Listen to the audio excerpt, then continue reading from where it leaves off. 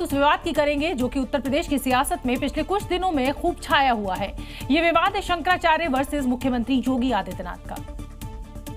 इसने आज अविमुक्तेश्वरानंद ने जो कुछ कहा, इससे अब एक नया संग्राम छिड़ने की उम्मीद है। शंकराचार्य ने प्रेस कॉन्फ्रेंस कर मुख्यमंत्री योगी को 40 दिन का चैलेंज दिया है और वही माफी की बात पर भी कड़ा जवाब दिया है। हम आपसे हिंदू होने का प्रमाण मांगते हैं। वैसे तो अविमुक्तेश्वरानंद माघ मेला छोड़कर चले गए, लेकिन सीएम योगी के खिलाफ उनका ये युद्ध जारी है। वहीं दूसरी तरफ योगी प्रशासन अविमुक्तेश्वरानंद को मनाने में जुटा है, लेकिन अविमुक्तेश्वरानंद ने तो अब नई लड़ाई की शुरुआत कर दी है।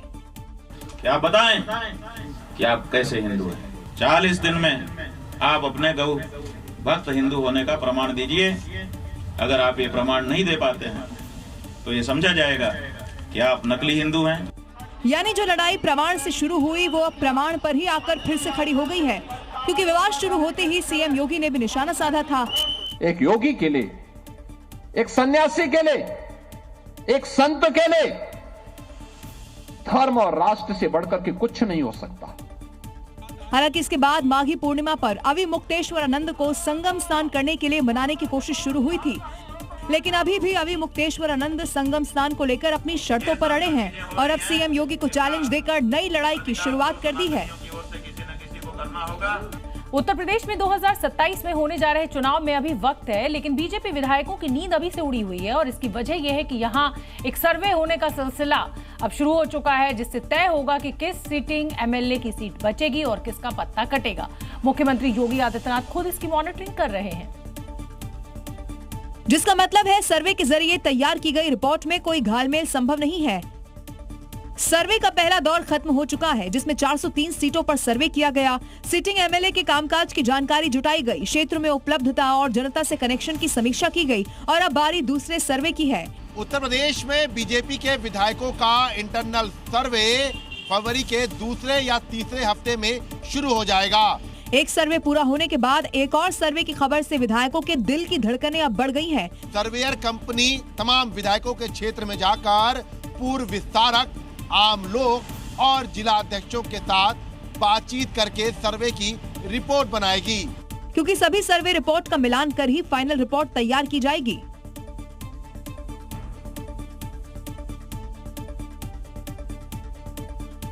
महोबा पहुंचे जल शक्ति मंत्री स्वतंत्र देव सिंह को अपनी ही पार्टी के विधायक ब्रजभूषण राजपूत और उनके समर्थकों की नाराजगी आज झेलनी पड़ी। गांव में पानी की किल्लत और बदहाल सड़कों से नाराज बीजेपी विधायक और उनके समर्थकों ने स्वतंत्र देव सिंह का रास्ता ही रोक लिया। नौबत यहाँ तक आ गई कि नोकझोंक और धक्का मुक्की तक होने लगी। हालात बिगड़ते देख स्वतंत्र देव सिंह विधायक ब्रजभूषण राजपूत और उनके समर्थकों की शिकायत को दूर करने का भरोसा देने लगे। पानी नहीं मिलेगा तो अभी सस्पेंड करूंगा अधिकारी। नहीं मुझे क्यों मानना है यार? सड़कें खुदी रहेगी तब भी मैं सस्पेंड कर दूंगा। ये कागज नहीं गाँव में चलते। हालांकि विधायक ब्रजभूषण राजपूत और उनके समर्थक आश्वासन नहीं एक्शन की मांग पर अड़े रहे। काफी देर तक गहमा गहमी का माहौल रहा।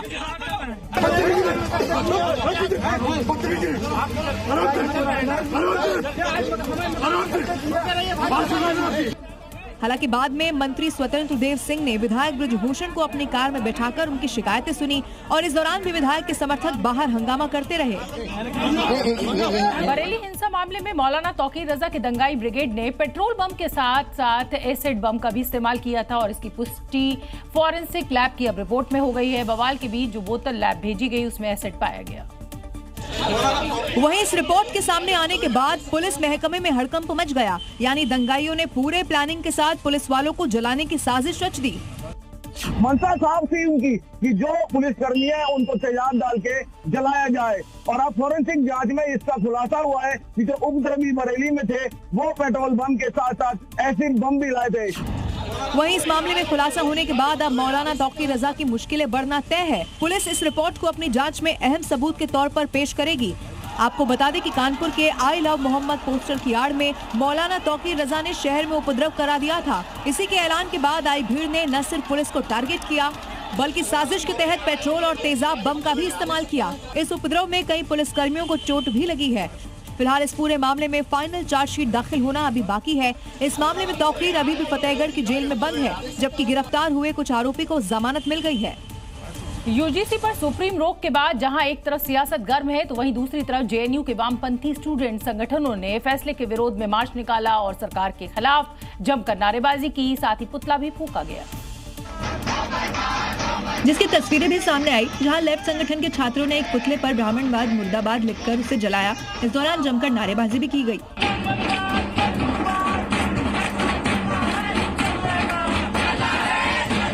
हैरानी की बात यह है कि जो मोदी सरकार यूजीसी के नियम लेकर आई, नारेबाजी भी उसके खिलाफ हो रही है।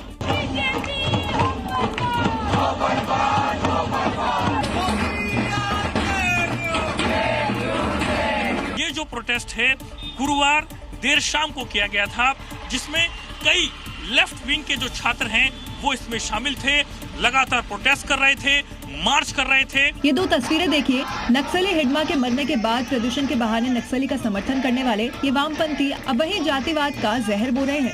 ईरान ने एक बार फिर अमेरिका को धमकी दी है। इस समय की बड़ी खबर, वीडियो जारी कर ये धमकी दी गई है। अब्राहम लिंकन एयरक्राफ्ट कैरियर का वीडियो जारी किया गया है। वीडियो में एयरक्राफ्ट को डूबते हुए दिखाया गया है। ईरान ने कहा हम तैयार हैं। ये देखिए किस तरीके से वीडियो के जरिए एक बार फिर ईरान ने अमेरिका को धमकी दी है। इस वीडियो में आप देख सकते हैं कि अब्राहम लिंकन एयरक्राफ्ट कैरियर का वीडियो है ये, और वीडियो में इस एयरक्राफ्ट को डूबते हुए दिखाया गया है।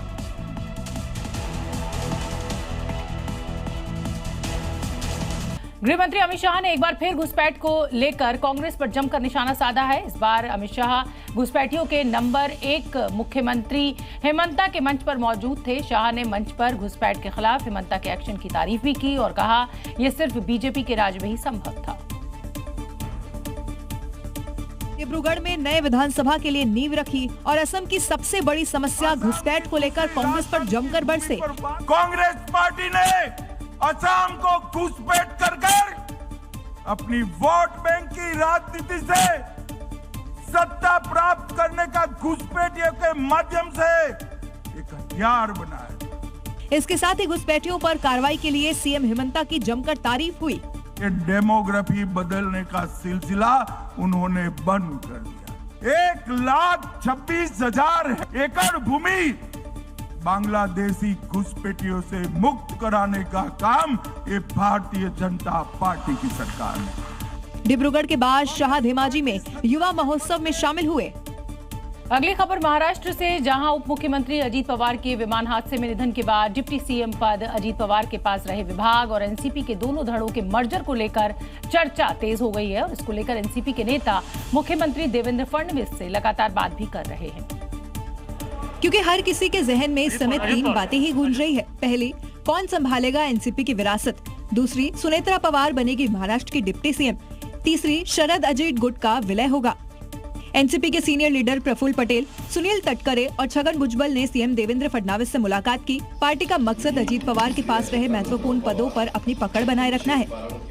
खबर है कि सुनेत्रा पवार डिप्टी सीएम बन सकती है और प्रफुल्ल पटेल पार्टी के राष्ट्रीय अध्यक्ष बनाए जा सकते हैं। का पहुंचा है, आघात हुआ है और हम उसी भावना के हिसाब से अनुरूप बिल्कुल योग्य निर्णय लेने जा रहे हैं।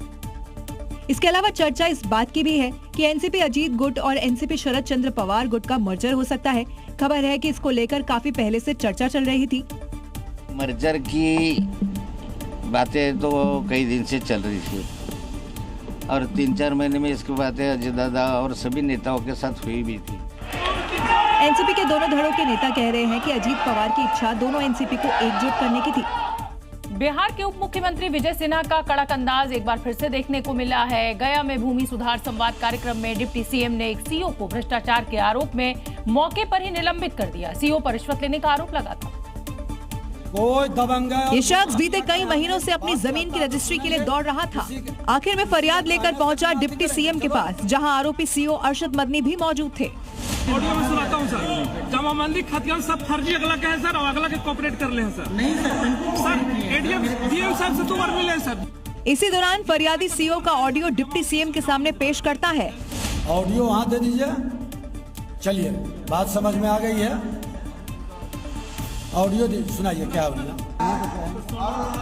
ऑडियो की पुष्टि होते ही डिप्टी सीएम एक्शन में आ जाते हैं। मैं अभी आपको तत्काल प्रभाव से इनके पावर को वहाँ सीज करिए, ऐसे नहीं चलेगा।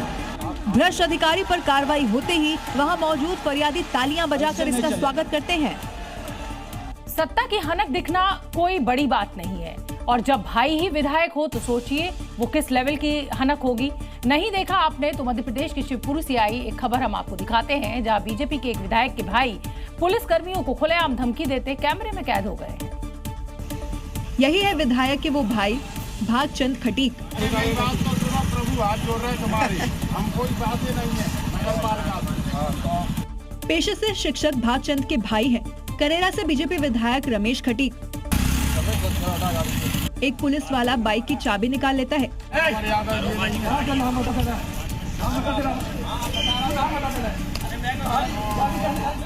धमकी अलग लेवल पर पहुंच जाती है, पर दूसरा पुलिस वाला भड़क उठता है।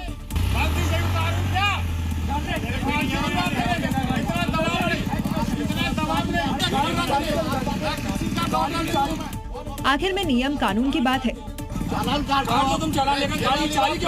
हाफिज सईद का वीडियो सामने आया है। पाकिस्तानी सेना कमांडर से हाफिज सईद ने मुलाकात की है। हाफिज सईद के साथ सैफुल्लाह कसूरी कुछ दिनों पहले ये मुलाकात हुई थी। मुलाकात का वीडियो अब सामने आया है। ये देखिए, सेना प्रमुख जो हैं वो आतंकवादियों से मुलाकात कर रहे हैं। पाकिस्तान का और पाकिस्तानी सेना का भगवानी मालिक है। पाकिस्तानी सेना कमांडर से सैफुल्लाह के साथ ये हाफिज सईद की तस्वीरें आप देखिए। ये मुलाकात कुछ दिन पहले हुई थी और अब ये वीडियो सामने आया है। उत्तर प्रदेश से लेकर बिहार तक भूमाफियाओं के मंसूबों पर बुलडोजर से चोट की जा रही है, क्योंकि बुलडोजर चाहे योगी का हो या फिर सम्राट चौधरी का, अवैध कब्जा हटाने के साथ साथ भूमाफियाओं के इरादों को भी मिट्टी में मिलाता है। क्योंकि भूमाफियाओं पर जब बुलडोजर गरजता है तो उनके अवैध इरादों की ईंट से ईंट बच जाती है। अवैध प्लॉटिंग का खेल हो या फिर सालों से कब्जा की हुई सरकारी जमीन हो, बुलडोजर सबका हिसाब करता है। अब लखनऊ में बुलडोजर की ये गरज जरा देखिए। 80 बीघा जमीन पर 9 अवैध प्लॉटिंग को जमींदोज कर दिया गया। अवैध तरीके से भूमाफियाओं की बनाई गई सड़क, बाउंड्री वॉल, साइट ऑफिस सबको मिट्टी में मिला दिया। कुछ ऐसे ही बुलडोजर दहाड़ फतेहपुर में भी देखने को मिली, जहां पीडब्ल्यूडी की जमीन पर कब्जा कर बनाए गए अवैध मकानों को ध्वस्त किया गया। नोटिस के बावजूद भी जब कब्जा नहीं हटाया गया तो बुलडोजर काम पर लग गया। यूपी की तरह बिहार में भी बुलडोजर अपने मिशन पर है। सीतामढ़ी में सालों से कब्जा की हुई सरकारी जमीन को बुलडोजर ने चंद मिनटों में कब्जा मुक्त करा दिया। इस समय की बड़ी खबर बिहार के मुजफ्फरपुर से आपको बता दें, अतिक्रमण पर यहां बुलडोजर एक्शन देखने को मिला है। सरकारी जमीन पर अवैध मकान बनाए गए थे, बुलडोजर से इन्हें हटा दिया गया है। सरकारी जमीन को इस अतिक्रमण से मुक्त कराया गया है। बुलडोजर एक्शन के जरिए सरकारी जमीन पर अवैध कब्जे को आज जमींदोज कर दिया गया।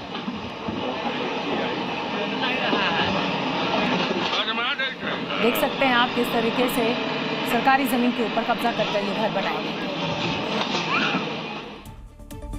झारखंड के लोहरदगा में शव यात्रा निकालने को लेकर 2 गांव के लोग ही आमने सामने आ गए। कई घंटे तक दोनों गांव के लोग अपनी जिद पर अड़े रहे। बवाल इतना ज्यादा बढ़ गया कि पुलिस को मोर्चा संभालना पड़ा। पुलिस ने लोगों को समझाने की काफी कोशिश की, लेकिन वो अपने इलाके से दूसरे गांव के एक बुजुर्ग की शव यात्रा नहीं निकालने को अड़े रहे। इसके बाद विवाद बढ़ गया कि पहले पक्ष के लोग भी रोड जाम कर बैठ गए। वो भी उसी रास्ते से शव यात्रा निकालने पर अड़े रहे। रोड जाम होने से मामला और ज्यादा गर्मा गया। शव यात्रा को लेकर 2 गांव में बढ़ते तनाव ने प्रशासन के हाथ पैर भी फुला दिए। मामला हिंसक रूप न ले उसको देखते हुए लोहरदगा की डीसी के एसपी मौके पर पहुंच गए। आपके पिता हो तो चाहिए रहता, कभी आपको लगता कि वो डेड बॉडी किससे लड़ाई करें उन लोग से?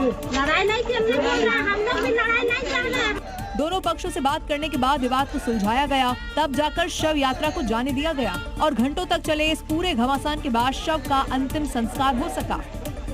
रोहतक में पुलिस ने एक बड़े गैंगस्टर साजिश को नाकाम किया है। पुलिस ने गैंगस्टर्स को हथियार की सप्लाई करने वाले 2 युवकों को भी गिरफ्तार किया है और इनके पास से 15 रिवॉल्वर बरामद हुए। पुलिस की गिरफ्त में आए ये दोनों हथियार तस्कर एक बड़ी साजिश को अंजाम देने रोहतक आए थे। पुलिस ने खुलासा करते हुए बताया कि दोनों आरोपियों के तार एक गैंगस्टर से जुड़े हुए हैं, जो कि विदेश में रहकर अपनी गैंग चला रहा है। उसके इशारे पर ये रोहतक में किसी दूसरे गैंग को अवैध हथियार और कारतूस सप्लाई करने आए थे। पुलिस को तलाशी में इनके पास से 15 देसी पिस्तौल, 34 कारतूस, 3 मोबाइल फोन और बिना नंबर प्लेट की मोटरसाइकिल बरामद हुई है। दोनों आरोपियों का आपराधिक इतिहास बताया जा रहा है। गिरफ्तारी से पहले दोनों पानीपत के एक कपड़े के गोदाम में काम कर रहे थे। फिलहाल पुलिस दोनों आरोपियों से पूछताछ कर इनके सरगना और बाकी गैंगस्टर नेटवर्क का पता लगाने में जुटी है। उत्तर प्रदेश में अपराधियों पर लगातार एक्शन जारी है। इनामी बदमाशों का ढूंढ कर उपचार किया जा रहा है। मुजफ्फरनगर हो, मेरठ हो, यूपी पुलिस अपराधियों पर कहर बनकर टूट रही है। अपराधी रहम की गुहार लगा रहे हैं, क्योंकि ये बदमाश सीएम योगी की चेतावनी भूल गए थे। आज आप देखते होंगे, पहले तो अपराध होता नहीं, लेकिन अगर कहीं छिनैती या लूट की घटना घटित हो गई तो कुछ ही घंटों में अपराधी जेल के शिकंजों में होता है और लंगड़ाता हुआ चलता हुआ दिखाई देता है, जिसकी तस्वीर भी देखने को मिल रही है। मेरठ में डकैती मामले में पुलिस ने 2 शातिर बदमाशों को गिरफ्तार किया। वहीं मुजफ्फरनगर पुलिस ने 2 अलग अलग मामलों में 3 आरोपियों का हाफ एनकाउंटर कर दिया। पहली तस्वीर जहां इनामी बदमाश को पकड़ा गया, दूसरी तस्वीर में 2 गौ तस्कर को लंगड़ा कर दिया। आगरा में भी राज चौहान हत्याकांड मामले में पुलिस की मुठभेड़ में आरोपी को पीतल वाली गर्मी दी गई। इस मुठभेड़ में 3 बदमाशों के पैर में गोली लगी। कानून व्यवस्था को बेहतर बनाए रखने के लिए यूपी में लगातार आरोपियों पर ताबड़तोड़ एक्शन जारी है। अगली खबर बिहार के आरा से है, जहां प्राइवेट शिक्षक कमलेश राय के अपहरण मामले में कई चौंकाने वाले खुलासे हुए हैं। मामला केवल अपहरण तक सीमित नहीं है, बल्कि इसके पीछे सालों पुराना रिश्ता, भरोसा, महत्वाकांक्षा और प्रोफाइल का जटिल खेल जुड़ा हुआ है। क्योंकि इस पूरे मामले में सीबीआई ने महिला दारोगा अंजलि को गिरफ्तार कर लिया है। अब तक की जांच में लापता टीचर कमलेश राय और महिला एसआई अंजलि के बीच अफेयर की बात सामने आई है।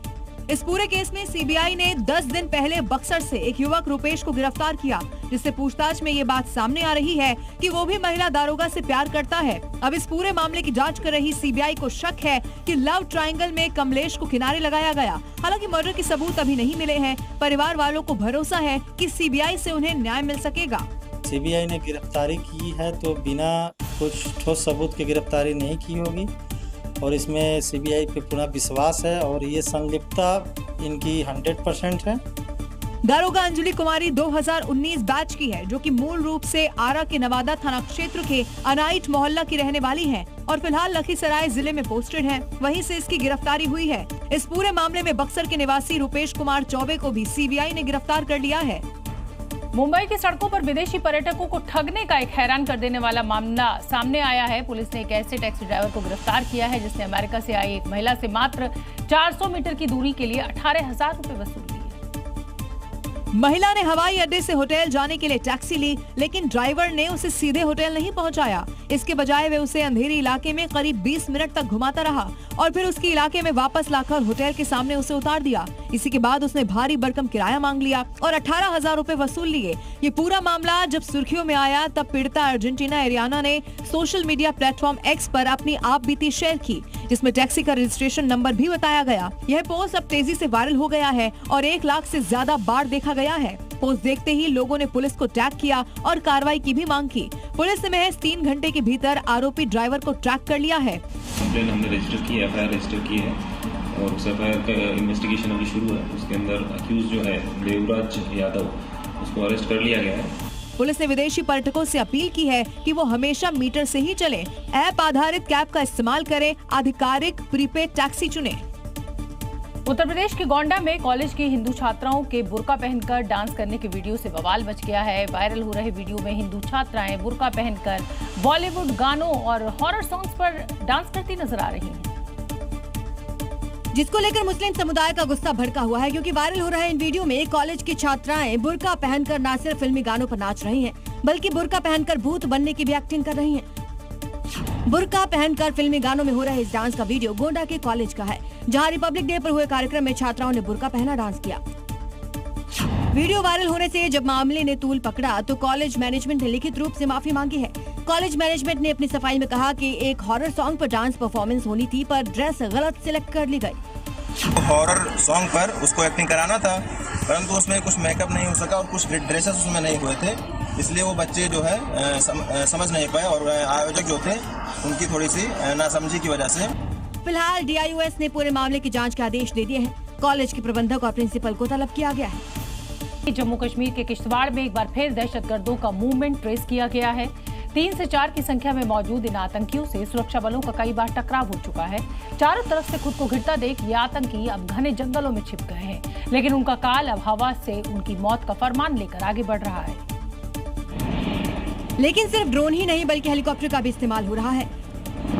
सुरक्षा बल के जवान किश्तवाड़ में आसमान से जमीन पर निगरानी कर रहे हैं, जिनमें स्नाइपर्स भी मौजूद हैं। दूसरी तरफ चिंगाम और सिंगापुरा के जंगलों में जवानों ने अपनी पोजीशन ले ली है। खबर है कि मुठभेड़ में 1 या 2 आतंकियों को गोली भी लगी है, जिसकी पुष्टि बर्फ पर मिले खून के धब्बों से हुई। पूरी सब डिवीजन में इस वक्त सर्च ऑपरेशन चल रहे हैं और खास तौर पर इन 2 जगहों पर चिंगाम और सिंहपुरा के इन जंगलों में उन दहशतगर्दों का ढूंढने की कवायद चल रही है, जिनकी तादाद 3 बताई जा रही है। और जमीन से लेकर आसमान तक चल रही सघन तलाशी के बाद आतंकियों का बचना मुश्किल है। इस बीच ऑपरेशन को जल्द खत्म करने के लिए अतिरिक्त जवानों को भी इलाके में भेजा गया है। दिल्ली के मौजपुर में हत्या के बाद सोशल मीडिया पर वीडियो डालने वाले मोइन कुरैशी का पुलिस ने हिसाब कर दिया है। मोइन को पुलिस ने जब पकड़ने की कोशिश की तो उसने पुलिस पर फायरिंग कर दी और जवाबी कार्रवाई में उसके पैर में गोली लगी। मौजपुर के एक कैफे में पहले हत्या की और फिर वीडियो डालकर दिल्ली पुलिस को चैलेंज करने वाला मोइन कुरैशी अब लंगड़ा हो चुका है। दिल्ली पुलिस ने उसका वैसे ही हिसाब किया जैसे योगी फोर्स अपराधियों का करती है। दोनों तरफ से कई राउंड फायरिंग के बाद कुरैशी को अरेस्ट किया गया। उसके पैर में गोली लगी।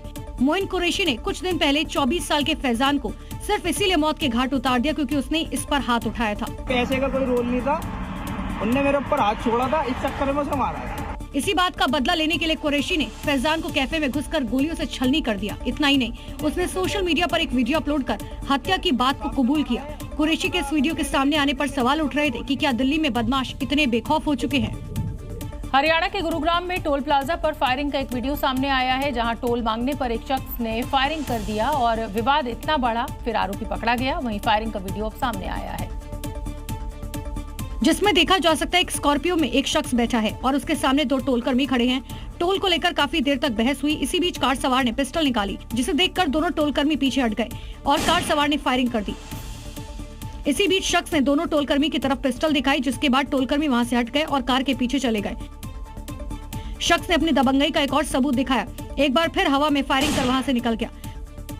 सोचे जरा, 12 से 15 लाख की गाड़ी में घूमते हैं, 1000-1500 के पेट्रोल फूकते हैं, लेकिन 100-200 रुपए के टोल पर फायरिंग जैसी नौबत आ रखी है। ऐसे लोगों का इलाज योगी स्टाइल में होना चाहिए। इन्हें सबक सिखाने की जरूरत है ताकि इन्हें इनकी हैसियत का पता चल सके। ग्रेटर नोएडा में हत्याकांड के 13 दिन बाद उसका खुलासा हुआ है, जहां बुलेट के साइलेंसर से पटाखा छोड़ने पर विवाद इतना बढ़ गया कि ईंट से वार कर एक शख्स की हत्या कर दी गई, जबकि दूसरे शख्स की स्थिति गंभीर बनी हुई है। दरअसल इलाके में एक शख्स के बुलेट साइलेंसर से ज्यादा आवाज होती है, जिससे पटाखे भी छूटते हैं। अब इसी की वजह से आरोपियों ने उन लोगों को रोका और फिर गाली गलौज करना शुरू कर दिया, जिसके बाद ये पूरा मामला मारपीट तक पहुंच गया। इस बीच दोनों लोगों पर ईंट से वार किया गया, जिसमें एक शख्स की मौत हो गई, जबकि दूसरा गंभीर रूप से जख्मी हुआ। पुलिस ने इस पूरे मामले को लेकर मुकदमा दर्ज कर लिया है और घटना के खुलासे के लिए 2 टीम का गठन कर दिया गया है। 150 से ज्यादा सीसीटीवी कैमरे खंगालने के बाद पुलिस ने 4 आरोपियों को गिरफ्तार किया। इस पूरी घटना को हादसा दिखाने की भी साजिश रची गई। इन चारों लोगों ने ये भी इंश्योर किया कि ये घटना जो है वो एक्सीडेंट की तरह दिखे, और जिस तरीके से इन्होंने गाड़ी को उल्टा के रखा और पूरा रूपांतरण इस तरह किया कि एक्सीडेंट लगे। लेकिन यूपी पुलिस ने आरोपियों को ढूंढ निकाला। सोना एक ऐसी चीज है जिसकी दीवानगी सदियों से रही है और इन दिनों गोल्ड अपनी छप्पर फाड़ तेजी के लिए चर्चा में खूब है। सोने को लोग अपनी तिजोरियों में छिपा कर रखते हैं, लेकिन क्या हो अगर कोई सोना बिछाकर पूरी सड़क ही बना दे, और ऐसा ही होने जा रहा है दुबई में। दुबई ने अपने यहाँ दुनिया की पहली गोल्ड स्ट्रीट बनाने का ऐलान किया है। ये सड़क देरा इलाके में बनेगी। गोल्ड स्ट्रीट बनाने का ऐलान प्रॉपर्टी डेवलपर इथरा ने एक लॉन्च के दौरान किया। ये गोल्ड स्ट्रीट पूरी तरह से सोने के एलिमेंट से बनाई जाएगी और ये सड़क गोल्ड डिस्ट्रिक्ट नाम के नए शहर में होगी। दुबई गोल्ड डिस्ट्रिक्ट नाम के इस प्रोजेक्ट के तहत 1000 से ज्यादा नामचीन ज्वेलर्स और गोल्ड ट्रेडर्स को एक साथ लाया जा रहा है। यहाँ एक ही जगह पर गोल्ड और ज्वेलरी की पूरी वैल्यू चेन होगी।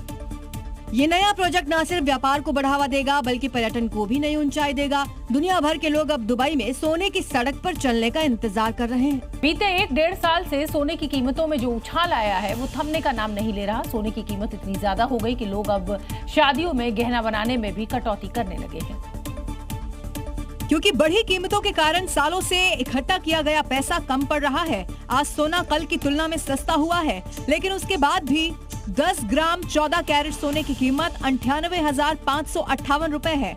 18 कैरेट सोने की कीमत 1,26,356 रुपए है। 22 कैरेट सोने की कीमत 1,54,323 रुपए है। 24 कैरेट सोने की कीमत 1,68,475 रुपए है। अगर गहना बनवाएंगे तो मेकिंग चार्ज और जीएसटी अलग से लगेगा। यही कारण है कि आम खरीदार सोने से अब दूर भाग रहा है। आम जनता के, आम पब्लिक के हिसाब से तो रेट आज की तारीख में भी ज्यादा ही है। माता पिता की ख्वाहिश होती है कि वो अपने बच्चों की शादी में उन्हें सोने चांदी के गहने उपहार में दें, लेकिन कीमतें इतनी बढ़ चुकी हैं कि वो गहने खरीदने की अब सोच भी नहीं पा रहे। पहले जिस हिसाब से खरीदारी होती थी वो आज के टाइम में नहीं हो पा रही है। सोने चांदी की बढ़ती कीमतों को देखते हुए संपन्न लोग या तो कम शुद्धता के या हल्के गहने अब बनवा रहे हैं। अगली खबर उत्तर प्रदेश के संभल से, जहां जेवर कारोबारियों ने पुलिस से अपनी सुरक्षा की गुहार लगाई है। इनका कहना है कि जो लोग सालों पहले गहने गिरवी रखकर भूल गए थे, वो अब गहने वापस लेने के लिए दबाव बना रहे हैं और इसके लिए गुंडे बदमाशों का सहारा ले रहे हैं, क्योंकि जब सोना सस्ता था तब गहना रखकर पैसे लिए थे। अब जब सोना महंगा हो गया है तो बिना ब्याज दिए या कम ब्याज देकर वो अपनी गिरवी रखे गहने छुड़ा रहे हैं। दबाव बना रहे हैं, बदमाश लेके आ रहे हैं, गाँव के लोगों को अननेसेसरी प्रेशर पड़वाते हैं और फिर पुलिस की धमकी देते हैं। पुलिस वहाँ पे जाने का, पुलिस नहीं लगाई तो कम्प्रोमाइज कराती है। जेवर दुकानदारों का कहना है कि सोने की कीमत बढ़ने के बाद लोगों को सालों पहले गिरवी रखे गहनों की अब याद आई है। लोग बढ़ा ब्याज देने से इनकार कर रहे हैं और जबरदस्ती गहना ले जा रहे हैं। जेवर कारोबारियों ने पुलिस से सुरक्षा की मांग की है। ये सब कुछ सोने की बढ़ी कीमतों के कारण हो रहा है। अपनी जान जोखिम में डालकर रील बनाने की सनक आपने कई लोगों में देखी होगी, लेकिन रील बनाने की सनक किसी पत्नी को हत्यारा भी बना सकती है। ऐसा शायद ही आपने कभी देखा होगा। ऐसा हुआ है मध्य प्रदेश के झाबुआ में। मृतक कैलाश और उसकी पत्नी एक शादी समारोह में गए थे। वहां पत्नी डीजे पर नाचते हुए रील बना रही थी। पति ने उसे नाचने और सोशल मीडिया पर रील अपलोड करने से मना किया। इसी बात पर दोनों के बीच तीखी नोकझोंक हुई। शादी समारोह से लौटने के बाद कैलाश सो गया। इसके बाद पत्नी ने घर में रखी पगड़ी उठाई और गहरी नींद से सो रहे कैलाश का गला घोटकर उसकी हत्या कर दी। पत्नी ने पुलिस को बताया कि उसने हत्या का तरीका यूट्यूब पर देखा था। उसने मोबाइल से फंदा बनाना सीखकर पगड़ी की रस्सी बनाई और सो रहे पति का गला तब तक दबाए रखा जब तक उसकी सांसें नहीं थम गई। पुलिस को कैलाश की लाश बरामद हुई। पोस्टमार्टम में खुलासा हुआ कि युवक की गला दबाकर हत्या की गई है। पुलिस ने मामले की गहनता से जांच शुरू की है और तब खुलासा हुआ कि पत्नी ने रील की सनक में मर्डर किया है। पुलिस ने आरोपी पत्नी को गिरफ्तार कर लिया है। उत्तर प्रदेश के मथुरा में बालिका संरक्षण गृह से 5 नाबालिग लड़कियों के फरार होने का मामला सामने आया है। हैरान करने वाली बात यह है कि इन लड़कियों ने एक बेहद ऊंची दीवार को फांदकर इस घटना को अंजाम दिया, जिसे फांदने की हिम्मत अच्छे अपराधी तक नहीं कर सकते, उसे 5 लड़कियों ने मिलकर अंजाम दिया। छानबीन में पता चला लड़कियां अपने बॉयफ्रेंड से मिलने के लिए दीवार फांदकर भागी थी। भागने की वजह जितनी चौंकाने वाली है, उससे ज्यादा चौंका रहा है भागने का तरीका, क्योंकि इस दीवार की ऊंचाई कोई 5 या 10 फीट नहीं बल्कि 35 फीट है। लड़कियों ने इसे पार करने के लिए कंबल और दुपट्टे का सहारा लिया। गणतंत्र दिवस के दिन रात के वक्त लड़कियों ने ये कारनामा किया, भागने में कामयाब हो गई। स्तर पर टीमें बनी, एसओजी की टीमें लगी और सर्विलांस के सहारे सभी हमारी 5-6 टीमें इसमें काम कर रही थी। इनमें से 4 बालिकाओं को कल बरामद कर लिया गया, लेकिन सीसीटीवी और दूसरे सुरागों से पुलिस उन तक पहुंची गई। बात पते की इस समय की बड़ी खबर कर्नाटक से आपको बता दें, यहाँ एक रिश्वतखोर को पकड़ा गया है। वो चिल्लाने लगा। लोकायुक्त पुलिस ने अब इस इंस्पेक्टर को पकड़ा है। 4 लाख रुपए रिश्वत लेते रंगे हाथों पकड़ा गया है। बिल्डर ने दर्ज कराई काम के बदले इंस्पेक्टर ने रिश्वत दी।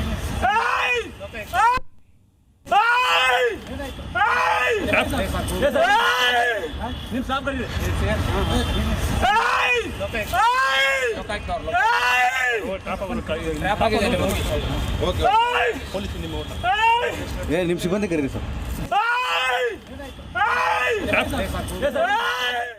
मध्य प्रदेश की जबलपुर पुलिस ने इलाके के कुख्यात चाकूबाज को पकड़ा और उसका जुलूस निकाला। आरोपी ने इस महीने 3 लोगों पर चाकू से हमला बोला था और इस दौरान एक बुजुर्ग महिला को भी चाकू दिखाकर धमकाया था। और जैसे ही आरोपी चाकूबाज को बुजुर्ग महिला के सामने पेश किया गया, बुजुर्ग महिला भड़क गई और अपनी पूरी भड़ास आरोपी पर निकालने लगी। इस दौरान आरोपी ने उसके पैर छूकर माफी भी मांगी, लेकिन बुजुर्ग महिला ने अपनी चप्पल उठा ली। हालांकि वहां मौजूद पुलिस वालों ने उन्हें मारने नहीं दिया। तो बात कर दिया आप भी, तो देखो